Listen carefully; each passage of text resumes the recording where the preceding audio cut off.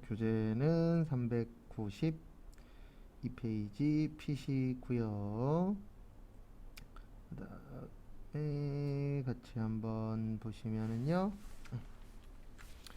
거기 보시면 세액감면이라고 있으실 겁니다. 세액감면. 그래서 세액 그러면은 세금이라고 생각을 해주시면 되세요. 그래서 이제 우리가 연말정산할 때 이제 세액감면이라고 있는데, 뭐 소득세법상 세액감면, 그래서 사업소득에 대한 세액감면 있고, 그 다음에 근로소득에 대한 세액감면. 그래서 거기 보시면 사업소득에 대한 세액감면은 거주자 중 대한민국의 국적을 갖지 않은 자와 비거주자가 외국 항행사업으로부터 얻는 소득은 세액을 빼주겠다. 근데 항행만 그렇습니다.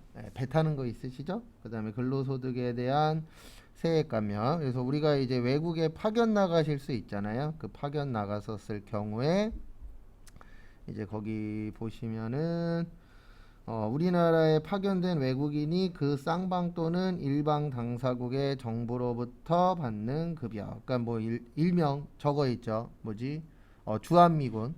주한미군 같은 경우에는 우리나라에다가 세금을 내기도 하지만 그다음에 세금을 빼두도록 되어 있습니다. 왜냐하면 그 나라에다가도 세금을 납부하도록 되어 있잖아요. 그래서 그 부분인데 요거는 뭐 이렇게 시험에 잘 내는 파트는 아니고요. 그 다음에 392페이지 밑에 보시면 여기부터가 저희가 중요합니다. 그래서 뭐 거기 보시면은 뭐 근로소득세액공제, 자녀세액공제에서 쭉 나와 있으시죠? 그래서 여기부터가 저희한테는 좀 중요하세요. 393페이지 잠깐 보시면 근로소득 세액공제라고 있습니다. 외우시진 않으셔도 돼요. 이것까지는 저희 시험에서는 잘 안 물어보기 때문에 외우진 않으셔도 지장은 없으세요.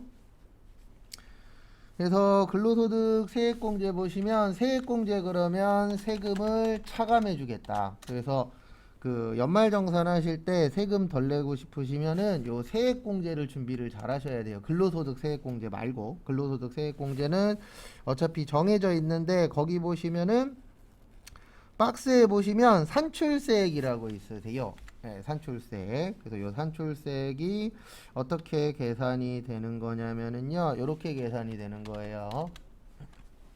그래서 거기 보시면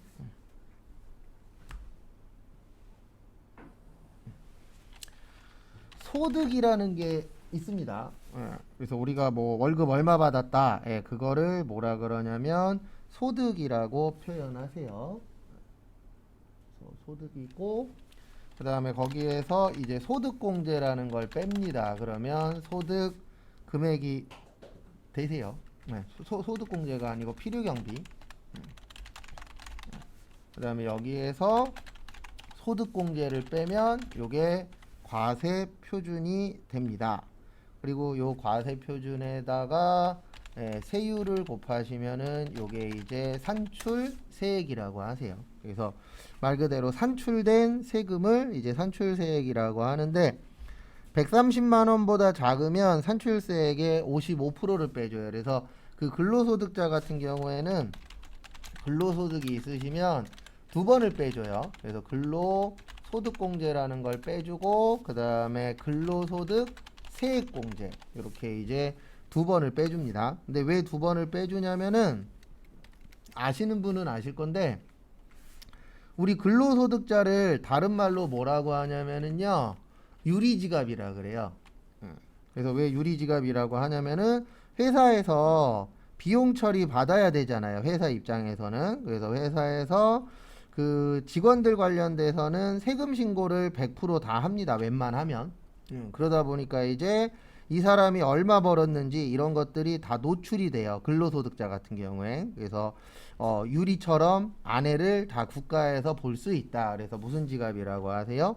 유리지갑이라고 합니다. 근데 요즘에 사업하시는 분들도 거의 유리지갑화 되어 버렸어요. 왜냐면 예전에는 현금 거래를 많이 했었는데 요즘엔 카드 거래를 많이 하잖아요. 그래서 이런 거를 이제 두 번 빼주는 이유는 국가도 아는 거죠. 뭐를 아냐면은 근로소득자들은 대부분 다 세금을 그대로 납부를 해. 왜냐면은 회사에서 다 뭐를 하니까요. 신고를 하니까. 그래서 이렇게 이제 2번 빼주도록 되어 있습니다. 근데 계산 문제 나온 적은 안타깝게도 한 번도 없어요.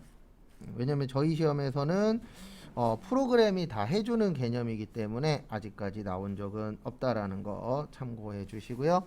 그 다음에 394페이지 여기부터가 이제 시험 문제하고 연관성이 있습니다. 여긴 이제 실기 쪽에서 주로 다룰 거예요. 그래서 뭐 나중에 연습하긴 하겠지만 일단 거기 보시면은요 자녀세액공제라고 있습니다. 첫 번째로. 그래서 자녀가 있는 분들은 요거 알고 계시면 뭐 국가에서 다 해주긴 하지만 그래서 자녀세액공제가 있는데요. 거기에다가 밑줄 좀 쳐주세요. 거기 박스에 보시면 몇 세 이상 자녀라고 되어 있냐면 7세 이상 자녀라고 되어 있습니다. 그래서 자녀세액공제를 받으시려면 7세 이상, 그 다음에 20세 이하여야 돼요. 기본적으로. 그래서 7세부터 20세. 그래서 거기 보시면 기본공제 대상자라고 되어 있죠. 거기 지문에 보시면 종합소득이 있는 기본공제 대상자라고 있을 겁니다. 그래서 기본공제 대상자 그러면은 누구를 이야기하는 거라고 봐주시면 되세요. 우리가 20세 이하잖아요. 근데 왜 7세 이상이냐면 아시는 분들은 아실 건데 6세까지 6세까지 이제 국가에서 자녀 관련된 수당 나와요, 안 나와요? 나오죠. 6세 이하. 일명 미취학 아동이라고 표현을 합니다. 그래서 미취학 아동들 보시면은 현재 국가에서 만 6세까지는 국가에서 지원을 해줘요. 그래서 지원을 해주기 때문에 이 자녀세액공제는 그 지원을 못 받는 자녀들만, 그래서 7세 이상 20세 이하의 자녀가 있을 텐데요.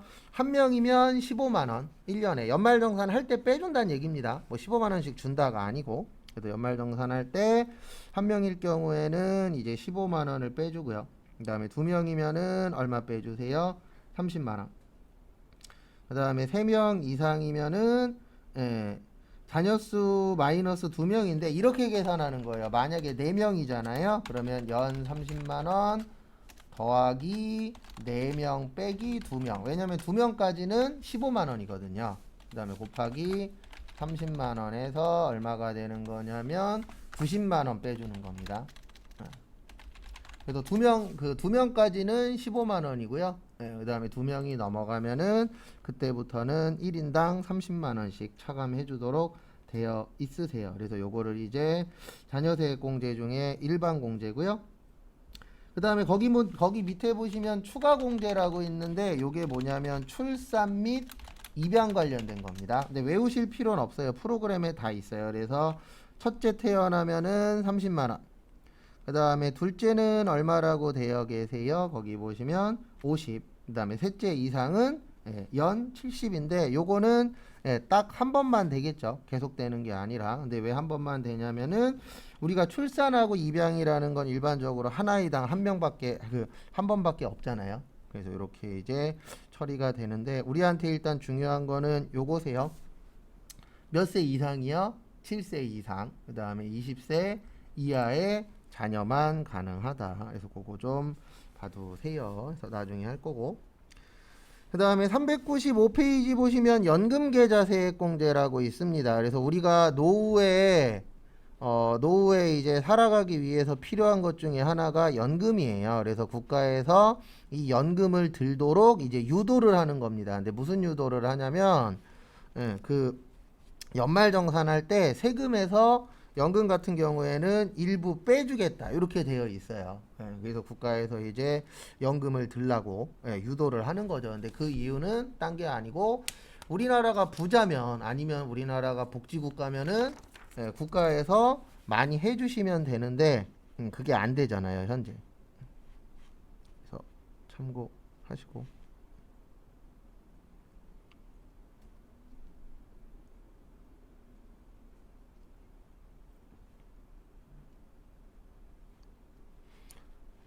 그 다음에 다음 거 보시면은요 거기 396페이지 보시면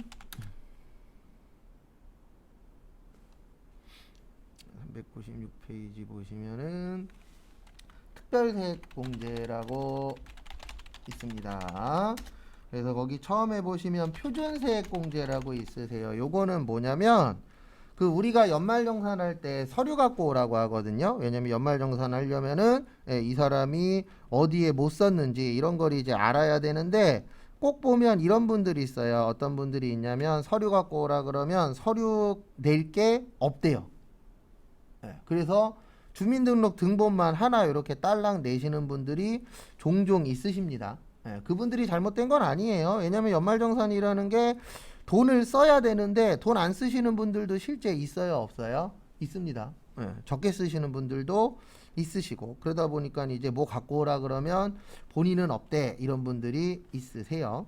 그래서 이제 그럴 경우에는 아예 안 해주는 게 아니에요. 그래서 표준세액공제라 그래서 연 13만 원은 무조건 빼줍니다. 그리고 이런 분들이 있어요. 또 어떤 분들이 있냐면 서류는 갖고 왔는데 서류로 계산해 보니까 13만 원이 안 돼. 그러면 그냥 13만 원 빼줘요. 그러니까 최소 13만 원은 뭐 하겠다? 빼주겠다. 왜냐면 우리가 돈 벌어서 아예 10원도 안 쓸 수는 없잖아요. 얼마라도 쓰죠. 근데 뭐 서류가 부족해서 안 갖고 오거나 아니면 귀찮아서 또 안 갖고 오시는 분들 뭐 이런 분들도 있을 수 있기 때문에 일부 인정은 해주겠다. 그거를 이제 무슨 세액공제라고 하세요? 표준 세액공제라고 표현합니다. 그 부분 참고하시고 그 다음에 397페이지 보험료 세액공제. 그래서 보험료 세액공제는 말 그대로 이제 보험료 관련된 겁니다. 그래서 397페이지 보시면 보험료 세액공제인데요.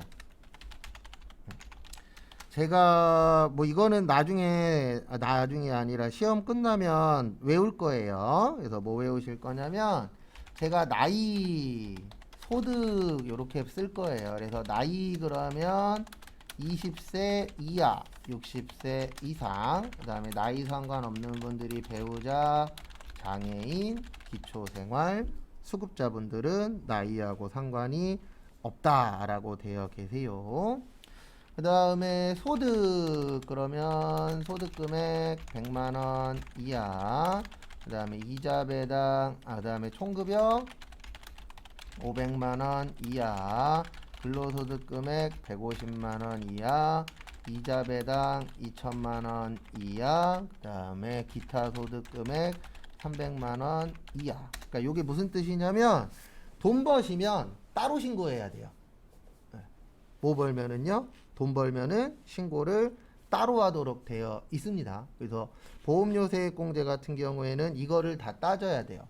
그래서 만약에 내가 자녀가 있는데 자녀가 아직 20살이 안 됐어. 그러니까 만 20세예요. 그러니까 지금 2022년도니까 2002년도생까지는 이제 20살로 법에서 인정을 해주고 있습니다. 그래서 그 나이를 이야기하는 거세요.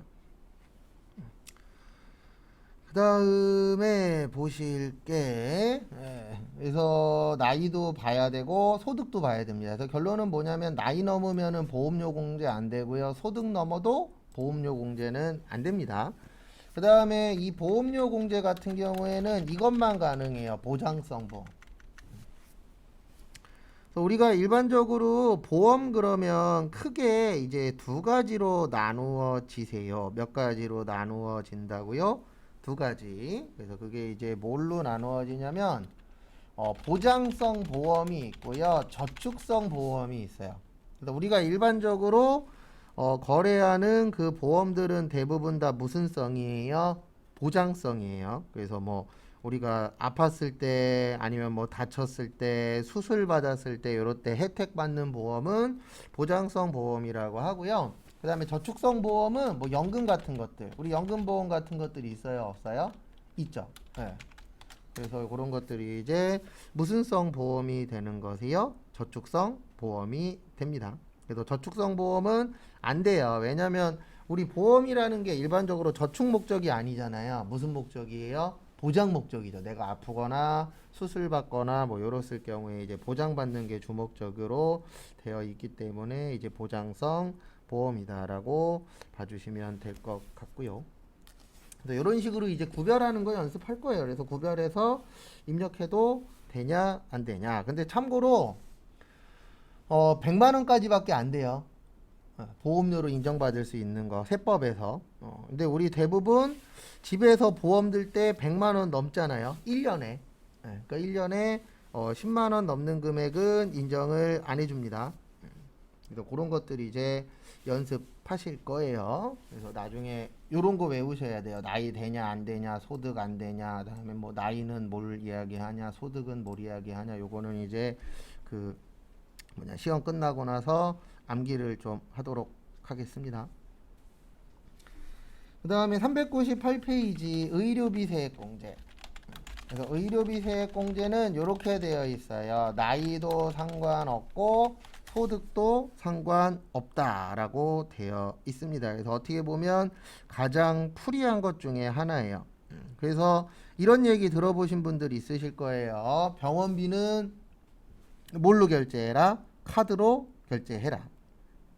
라는 말 들어보신 분들 아마 있으실 겁니다. 그래서 병원비 같은 경우에는 국가에서 이제 공제를 많이 해주려고 노력을 해요. 근데 이게 무슨 뜻이냐면은요, 결론적으로는 뭐냐면 이제 병원이 기존에 이게 뭐 100% 맞는 말은 아니지만 세금을 덜 내지 않았을까라고 국가에서 이제 의심을 하는 거예요. 그래서 국가에서 유도하는 겁니다. 어떻게 유도하는 거냐면 병원비는 카드로 긁으세요. 그러면 카드 같은 경우에는 숨길 수 있어요? 없어요? 없죠. 못 숨깁니다. 왜냐하면 카드는 그 카드사의 내역이 다 찍히잖아요. 그래서 못 숨겨요.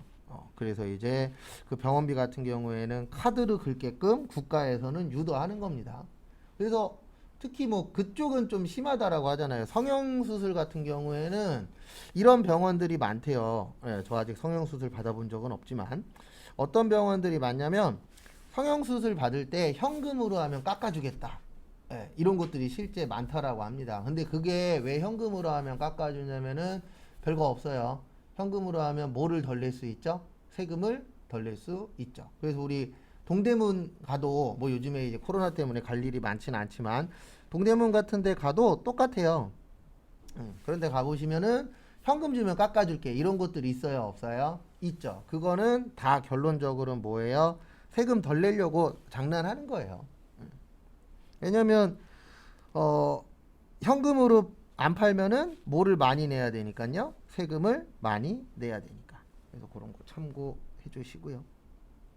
그 다음에 의료비 세액공제에서 일단 아셔야 되는 건 의료비 세액공제는 총급여액의 3% 초과해서 쓰셔야 돼요.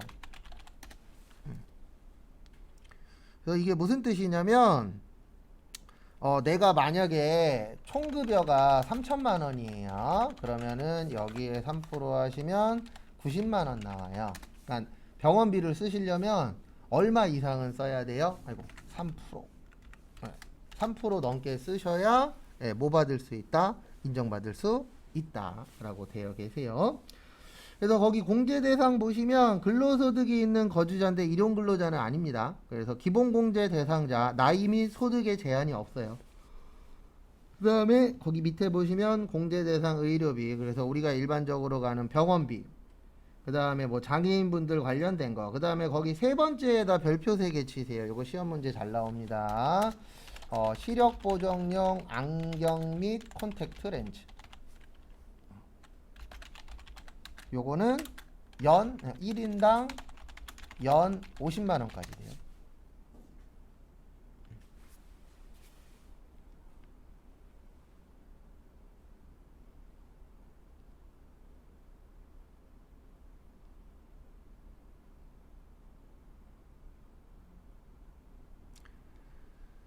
그래서 이게 무슨 뜻이냐면은요, 우리 이제 안경 끼시는 분들 있잖아요. 저도 안경 끼고 있지만, 근데 안경을 이제 미용 목적으로 끼시는 분들이 있어요. 일명 알 없는 거. 그런 것들이 있어요? 없어요? 있죠. 그 다음에 뭐 콘택트 렌즈 같은 경우에는 뭐 색깔 넣는 거. 근데 이게 주목적이 미용 목적인 거는 안 해주겠다는 뜻이에요. 그래서 영수증에 요 문구가 있는 게 가장 안전합니다. 무슨 보정용이요? 시력 보정용. 그래서 안경이나 콘택트 렌즈를 끼시거나 구입하시는 분들은 1인당 연 얼마까지요? 50만 원까지는 공제를 받으실 수가 있으세요. 그 다음에 저기에다가 밑줄 치세요. 실손의료보험금은 제외.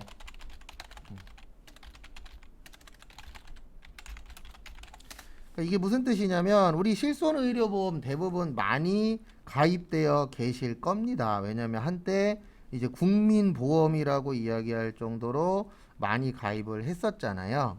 그래서 그 실손보험인데 실손보험은 보험회사에서 돈을 받아가는 거잖아요. 그러면 이거를 국가에서 또 빼주게 되면 이중으로 혜택을 받는다. 그래서 그 실손의료보험으로 받으신 분들은 그 받은 금액만큼은 안 빼주겠다라고 되어 계세요. 그래서 만약에 내가 의료비로 100만 원을 지급을 했어요. 근데 실손의료보험에서 만약에 70만 원이 나왔다. 그러면 얼마만 가능한 거예요?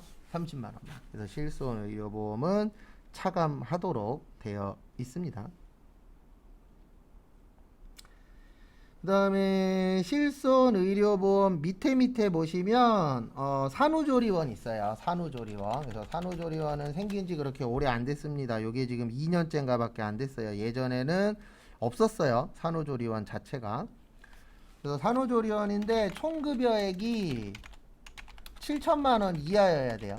그러니까 국가에서 보는 게 총급여액 7천, 그러니까 한 달에 한 600 미만으로 버시는 분들이 일반적인 서민으로 보나 봐요. 그래서 7천만 원을 기준으로 많이 나눕니다. 그래서 7천만 원을 7천만 원 이하여야 되고요. 그 다음에 1회당 200만 원까지 돼요.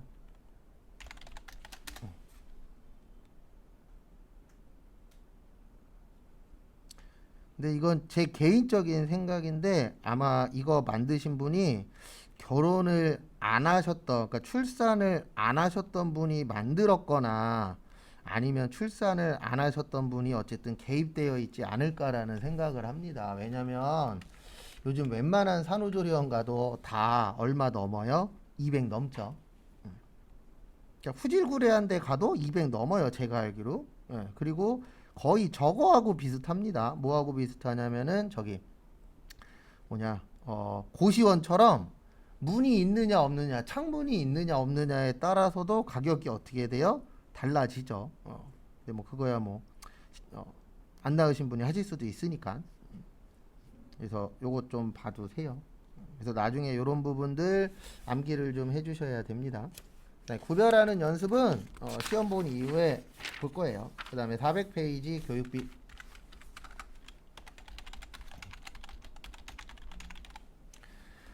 그래서 교육비 같은 경우에는 나이는 상관없고요. 돈만 안 벌면 됩니다. 그래서 이 X라는 얘기는 신경 쓸 거 없다. 근데 소득은 보셔야 되고, 그 다음에 본인만 대학원 가능해요.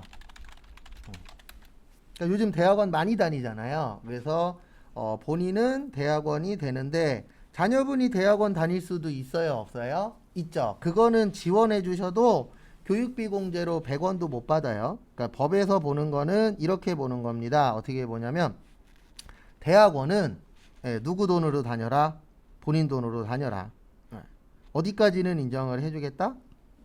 대학교까지는 인정을 해주겠다. 라고 보시면 될 것 같습니다. 그 다음에 보실 게 저기 누구냐? 직계 존속. 직계 존속이 누구라 그랬어요? 부모님이나 이제 조부모. 요분들은 안 됩니다. 직계 존속 교육비는 안 돼요. 그래서 이게 뭐냐면은요, 저거 얘기하는 거예요. 뭐 얘기하냐면, 요즘에 그 어르신들 중에 학교 다니시는 분들 있어요, 없어요? 있습니다. 그래서 뭐 초등학교를 다니시거나 중학교를 다니시거나 대학을 다니시거나 이런 식으로 학교를 다니시는 분들이 계신데요. 국가에서는 그거를 자녀들이 지원해 주는 건 또 인정을 못 해주겠대요. 그래서 지원해 주는 건 안 되고 누구 돈으로 다녀라? 본인 돈으로 다녀라 라고 되어 있습니다. 그 다음에 또 보실 게 저거 뭐였더라? 이거 봐야 되는구나. 교복구입비 있죠. 교복구입비는 1인당 50만 원까지 공제해 줍니다. 근데 나중 되면 교복구입비는 없어질 것 같아요. 왜냐면 이제 학교들에서 기존에는 교복 사고 막 난리도 아니었었는데 요즘엔 이제 뭐 사는 데들도 있고 학교 자체에서 구입해서 그냥 단체로 구입해서 쓰는 곳들도 있어요, 없어요? 있죠. 그래서 약간 변화가 일어나고 있기 때문에 요거는 좀 지켜봐야 될 것 같은데 어쨌든 현재는 공제를 해 주십니다. 그래서 참고하시고. 그 다음에 현장 체험 학습비라고 있어요. 현장 체험 학습비. 그러니까 학교에서 그 학교 바깥으로 나가는 거 있죠. 요거는 1년에 30만 원까지 빼주도록 되어 있습니다.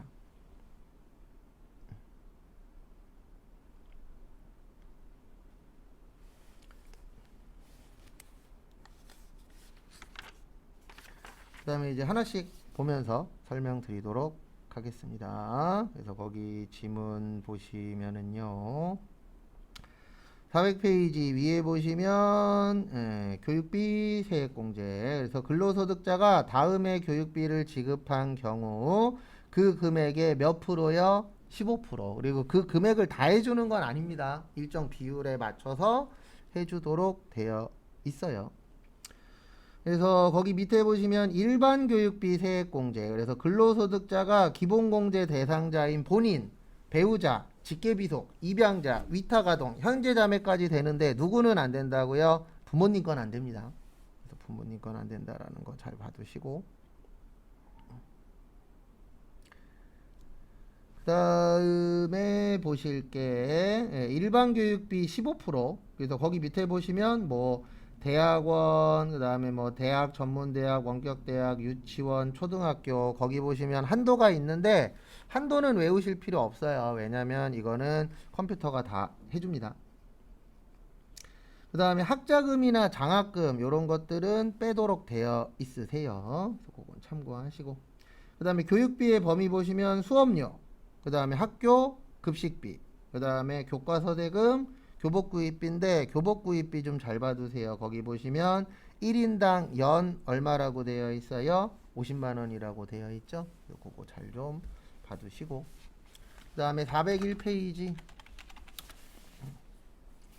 401페이지 보시면 방과 후 학교도 되고요. 그 다음에 현장 체험 학습비 되는데 현장 체험 학습비는 얼마만 된다고요?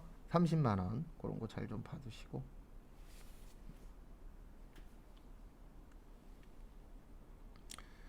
그 다음에 학자금, 대출, 원리금, 상환액 이것도 되고요. 그 다음에 거기 밑에 보시면 그 동그라미 3번에 직업능력 개발 훈련비 세액공제라고 있으실 겁니다. 그래서 지금 여러분들이 듣고 계시는 요 수업이 직업능력 개발 훈련비 세액공제예요. 그래서 거기 보시면 밑에 보시면 직업능력 개발 훈련을 위한 수강료에서 수강 지원금은 빼는 겁니다. 그러니까 저희도 지금 보면은 대부분 이제 국가에서 지원 나오고 있잖아요. 그래서 그 지원비는 인정 안 하고 자부담금이라고 있습니다. 내가 낸 돈 있죠. 교육받기 위해서 그 금액만큼은 교육비 공제가 가능하세요. 그래서 그거 참고해 주시고요. 그러니까 결론은 공제가 된다라고 보시면 되세요. 그 다음에 장애인 특수교육비. 그래서 우리 그 몸이 불편하신 분들 관련돼서 나가는 것들은 국가에서 인정을 많이 해줍니다. 왜냐면 이분들은 취업도 쉽지 않잖아요. 교육받는 것도 쉽지 않고. 그래서 인정이 된다라는 거 참고하시고. 그 다음에 403페이지. 그래서 403페이지 보시면 기부금 세액공제.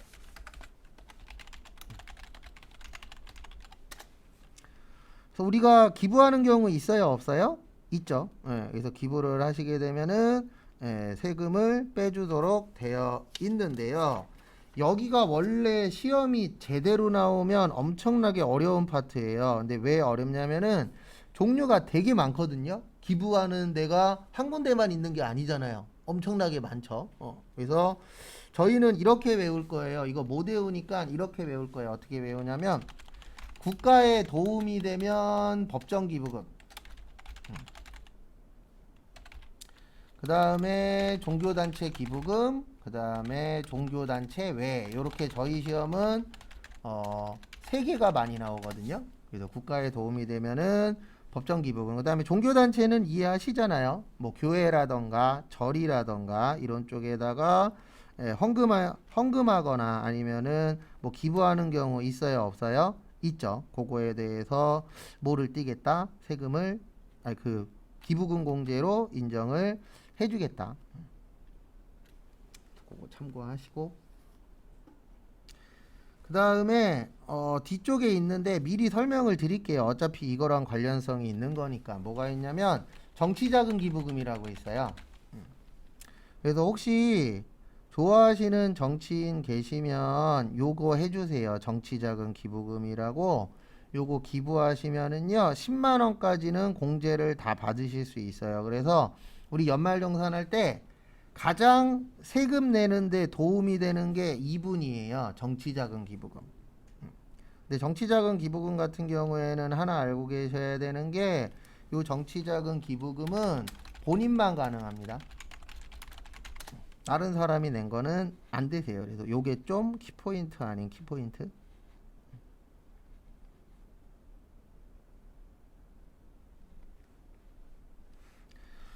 그래서 참고하시고, 그 다음에 405페이지 월세액 세액공제. 요즘 월세 사시는 분들 있으시죠? 저도 어렸을 때 월세를 조금 살아봤는데, 그래서 월세 관련돼서 이제 세금을 빼주는 건데요. 여기에서 중요한 거는 무주택자여야 돼요. 그러니까 집이 없어야 되고, 그 다음에 총급여액이 7천만 원 이하여야 됩니다. 그 다음에 뭐 나머지는 그렇게 자세하게는 안 나오니까 요 정도만 기억하셔도 문제 푸시는 데는 일단 지장은 없으세요. 그래서 월세 사는 경우에 월세 공제도 받을 수 있다 없다? 있다. 그거 참고하시고, 금액이나 이런 거는 프로그램에서 다 해줍니다. 그래서 그런 부분은 안 외우셔도 돼요. 프로그램을 안 쓰면 다 외워야 되는데 프로그램을 쓰기 때문에. 그 다음에 좀 전에 설명드린 거 거기 나왔어요. 406페이지에 보시면 정치자금 기부금. 그래서 정치자금 기부금에서 공제를 많이 받는 방법은 10만원만 내는 거예요. 그래서 10만원까지는 10만원을 다 돌려받을 수 있도록 되어 있습니다. 그래서 그 부분은 참고 좀 해주시고요. 그 다음에 407페이지. 그리고 다음 시간에는 기출문제 풀 거예요. 그래서 다음 시간에 기출문제 풀고, 그 다음에 하나 더 풀고, 그 다음에 시간이 하나 풀 시간밖에 안 돼요. 맞춰드릴 시간이 안 돼요. 그래서 제가 숙제를 하나 더 드릴 겁니다. 그래서 다음 주에 아마 월요일 날 2개 답을 맞추고 그 다음에 하나 또 푸는 시간을 가질 거예요. 그래서 제가 생각한 것보다 한 2시간 빨라요. 제가 생각하기에는 조금 더 시간이 걸릴 줄 알았는데 제가 좀 빨리빨리 나간 것도 있고, 왜냐면 어차피 이론 같은 경우에는 좀 외우고 계속 보는 수밖에 없어요. 그래서 407페이지에서 제일 중요한 거, 거기에다 밑줄 쳐져 있어요. 중간연합세액이 50만원. 이거 이번 시험에 나올 확률 높습니다. 예. 과거에는 고지서 발송 안 되는 게 30만원이었거든요. 근데 올해 1월 1일부터 50만원 미만은 고지서 발송한다 안 한다? 안 한다. 그래서 요 50만원 좀 잘 봐두시기 바랍니다. 저기 부가가치세도 똑같아요. 부가가치세도 작년까지는 얼마였냐면 30이었는데 50만원으로 바뀌었습니다. 요거 잘 좀 봐두세요.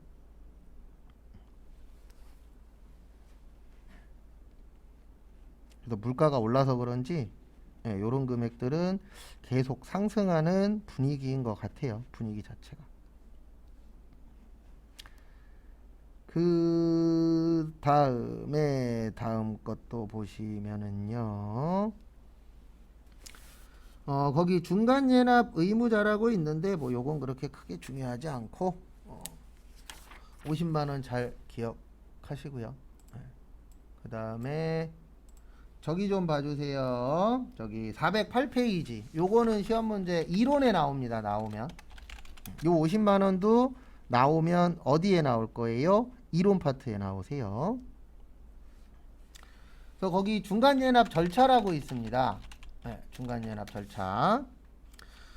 그래서 중간연합 절차는 이렇게 되어 있어요. 11월 1일부터 11월 15일까지 고지서를 발송을 해줍니다. 국세청에서. 우리가 할 건 없어요. 가만히 있으면은 국세청에서 고지서를 발송을 해주세요. 근데 얼마보다 작으면 발송 안 한다고요? 50만 원보다 작으면 발송은 안 합니다. 그 다음에 발송 받으신 분들은 11월 30일까지 고지서로 뭐 하시면 되세요? 납부하시면 됩니다. 그러면은 세금 관련돼서 끝이라고 보시면 되세요.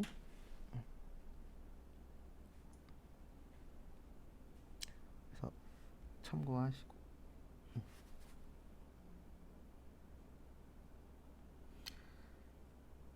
그 다음에 거기 동그라미 2번에 예외라고 있으세요. 네, 그 동그라미 2번에 예외 보시면 그 두 번째 줄 끝에 중간 예납 세액이 1천만 원을 초과하면 분납 가능합니다.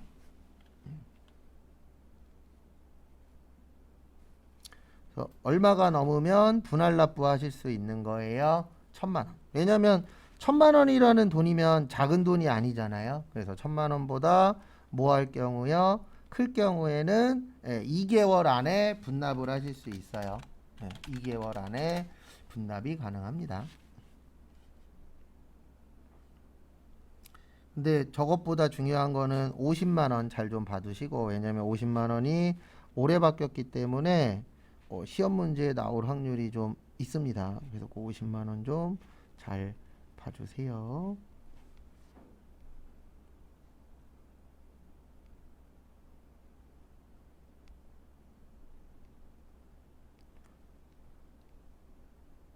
그 다음에 408페이지하고 409페이지 밑에 보시면 원천징수 세율이라고 있어요.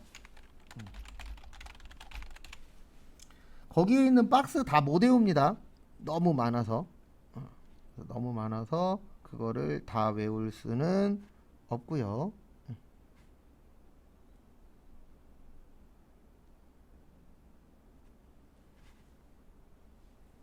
다 외울 수는 없고 요렇게만 외울 거예요. 이자하고 배당은 14%, 그 다음에 비영업 대금의 이익은 25%, 그 다음에 사업 소득의 인적 용역, 일명 프리랜서, 요거는 3%, 봉사료 5%, 그 다음에 기타 소득 금액 요거는 20%, 그 다음에 3억 원 초과는 30%. 요것만 외울 거예요.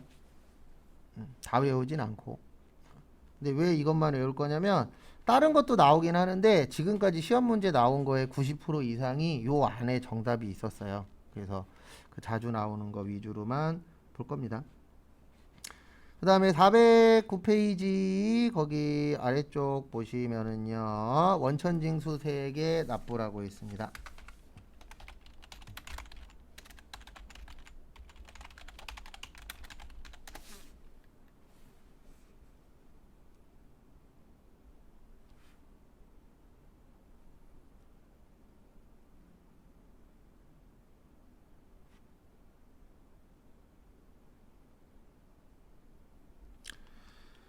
그래서 거기 409페이지 보시면 원천징수 세액의 납부에서 원칙 보시면은요, 다음 달 10일까지 신고하시고 납부하셔야 됩니다.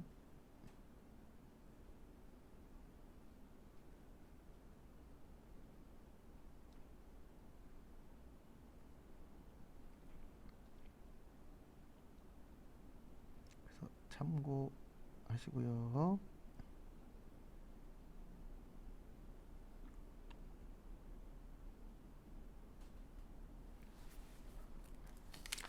그다음에 410페이지 확정신고 면제. 확정 신고에 뭐라고 있으세요? 면제라고 있으시죠. 그래서 면제는 말 그대로 뭐예요? 면제 받는 거죠.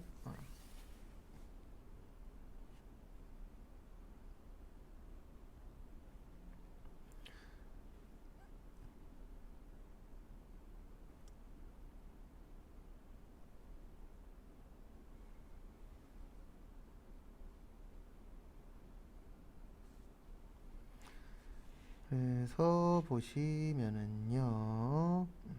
보시면 확정신고의 면제는 두 가지예요. 하나는 연말정산, 하나는 분리과세. 그러니까 따로 신고하게 되면은 더 신고할 필요가 없다라고 이제 되어 있는 거예요.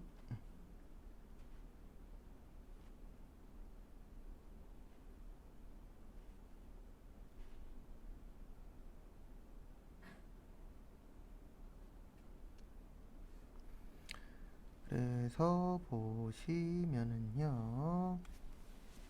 첫 번째 근로소득만 있는 자, 그 옆에다 이렇게 적어주세요. 연말정산. 그 다음에 공적연금에다가도 연말정산. 그 다음에 세 번째는 연말정산 되는 거니까 따로 적으실 필요 없고요.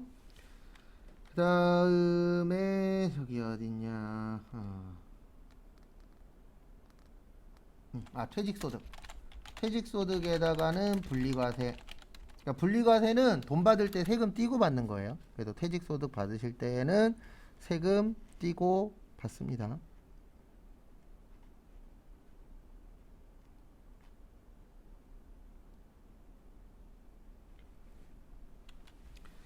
그 다음에 밑에 거는 다 연관되는 거예요. 근로소득은 연말정산이고 퇴직소득은 분리과세. 그래서 이 두 가지 있으신 분들은 뭐 할 필요가 없다.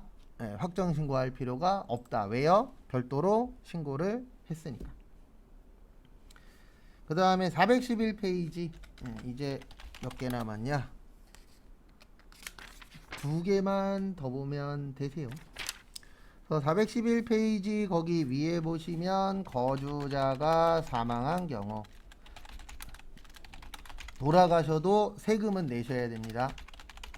상속인은 상속 개시일로부터 몇 개월이 되는 날까지요? 6개월. 그래서 상속은 6개월이 중요해요.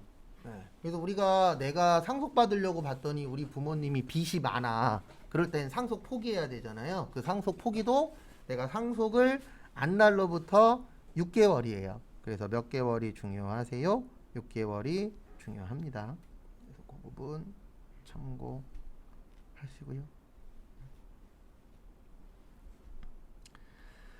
그 다음에 거주자가 출국할 때 출국이 뭐라 그랬어요? 이민이라 그랬죠. 그래서 요거는 출국일이 속하는 출국일 전날까지 하셔야 돼요.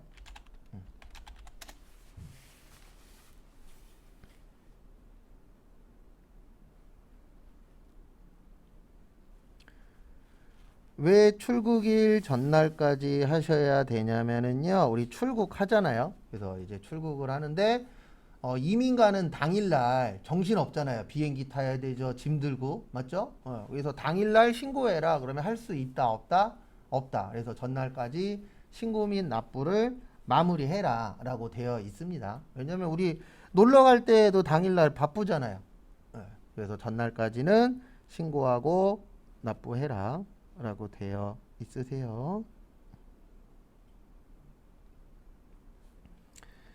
그 다음에 아까 잠깐 봤었던 거기 분납이라고 있죠? 분납은 얼마 넘으면 분납할 수 있다고요? 1천만 원. 그래서 1천만 원은 분납할 수 있다. 그거 좀 봐주시고. 그 다음에 잠깐 쉬었다가 10시 30분부터 또 기출문제 또 풀어보도록 하겠습니다. 잠깐 쉬었다가 보겠습니다.